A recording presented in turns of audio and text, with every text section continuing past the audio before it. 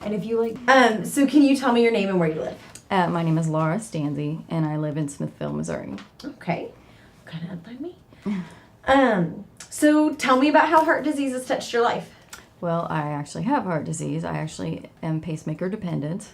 I have third-degree heart block, so it has definitely impacted my life since I was 37. So Okay. And how do you think your heart disease or heart disease in general has kind of impacted those you love? Oh, I think it's made a huge difference. It's impacted, my relationships with my children, because it was kind of a wake-up call for all of us that, you can't control everything, and you have to really value the people that are in your life. I mean, absolutely, that's been the biggest thing. Tell me a little bit about how you found out. Well, actually, I was, a young, busy mom, 3 kids, 2 teenagers and a little one, and I had been feeling a little strange, but I thought it was stress, anxiety, and I should have known better, but I, running around Target one day and just hit the floor, just passed out. And even at the point that I was coming to and they're saying, we need to take you to the hospital, I'm like, no, I'm just stressed out, I'm just busy, I'm just tired, because that's what we do as moms, And they went ahead and took me anyway, and turns out I was having, tachycardia and bad rhythm, and they tried different measures to try and get it under control, and nothing worked. And finally I went into third-degree heart block, and now I have my best friend. I believe it. So I was talking to a couple of candidates. So considering that heart disease kills more women than cancer, and I read this week that heart disease actually kills 7 times more women than breast cancer. Why aren't women talking about it? I think because we think we're immune. I think that we have in our heads these pictures. I did.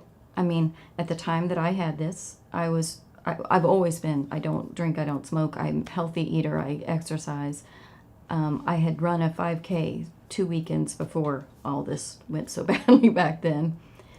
If somebody would have told me I was at risk, I would have never believed them. I didn't think about it. When I was having those symptoms that now I know were related, we chalk it off to stress, we chalk it off to not enough sleep, we chalk it off to waiting up for our teenagers at night.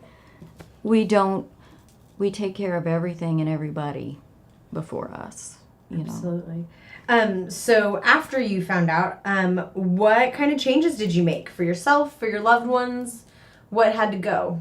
I had to learn to listen to my body. I had to learn that, when your body says you need to slow down, you need to slow down.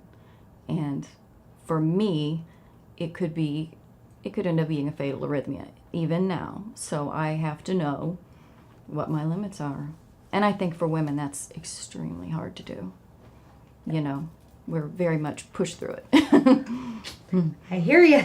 Yeah. So how do you share this truth with other women? How do you let other women know that heart disease is their number 1 killer? I use myself, and I had aunts. I lost an aunt at 37, and the sad situation of that was, a few decades ago, where she went to the doctor and they told her, get on some antidepressants, you're just very stressed out. And then she was gone, So I tell my story every year when it's Go Red February month. I get on my Facebook, and I have actually the last couple of years just on my own created this kind of mini campaign. I ask all of my friends to wear red that day for me and post a picture to my Facebook wall. Every person that donates or that posts a picture to my Facebook wall, my brother donates $1 to the American Heart Association. Last year it was $365. So that's amazing.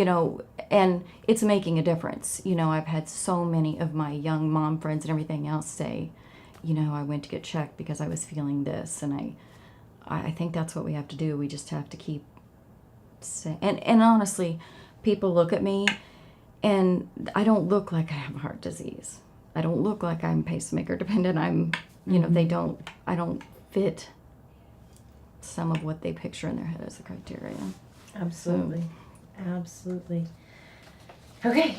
Do you have anything else you want to tell me about? I mean, You know, one thing. I mean, I have a little bit of a special insight into this because I actually started a foundation a couple years ago for people with terminal illness. And when I first started it, everybody was like, "Oh, you're helping adults with cancer. Oh, you're helping adults with cancer." And I was like, "No, we're helping adults with terminal illness."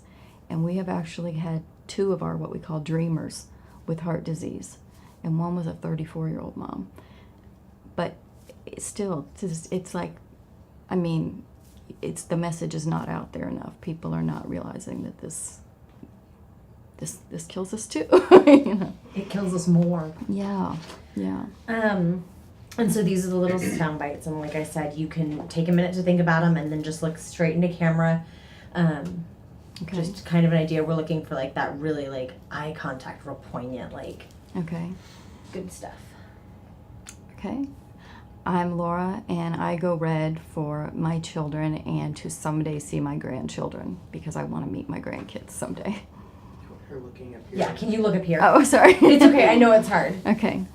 I'm Laura, and I go red for my children and my someday grandchildren because I want to meet them someday. Perfect.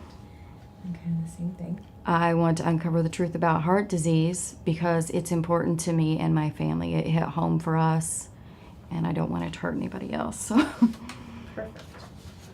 Do one more. What? So the American Heart Association campaign is Life is Why. Mm-hmm. And so the way I explained this to my daughter today is there's a reason why we all showed up here. Right. You know, there's a reason why all this goes on. And the American Heart Association says life is why. And I tell my little girl, they want us to have happy, healthy lives, and that's why the American Heart Association does this. For my little girl, when I fill in this blank, I always say her wedding is why. Oh, because yeah. I want to be at her wedding with a happy heart, with her having a happy heart, healthy hearts. So you get to pick your very own why. Okay. My why is because my children are adults and I want to meet their children someday. I want to see their children and So maybe look right back here and just say future grandchildren or why. future grandchildren are why.